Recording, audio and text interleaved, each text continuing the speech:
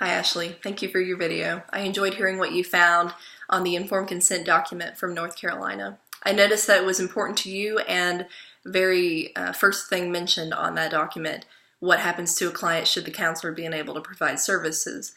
I wanted to mention the ACA Code of Ethics, page 9, section C2H mentions that a counselor must prepare a plan for their clients if anything should happen to them where they cannot provide services.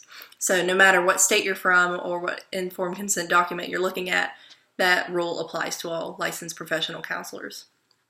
The informed consent document itself sounded very well written. It was very thorough, so you could definitely reflect those items in your future practice when you have your own informed consent document.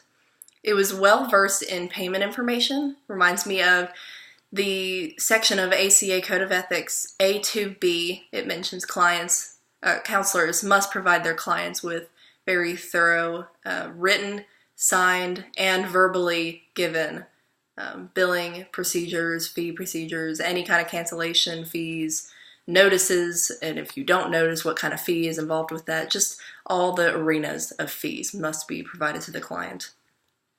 In the book Counseling Skills, written by John and Julia McLeod, they mentioned that a counselor kind of could take on different roles within the session, or rather I should say modes within the session, to help with each section of the session, if that makes sense. So they used an example like you are at a fast food restaurant. One window is for getting the food, one window is for paying. The people know that. They are used to that procedure. So in a counseling session, the counselor may take you to the front desk. That's where you pay, or that's where you take care of any additional fees, cancellation fees, anything like that. So I really liked how they worded it. It was just a good idea for us as counselors to use that in our own practice to help the client flow with the journey of a session.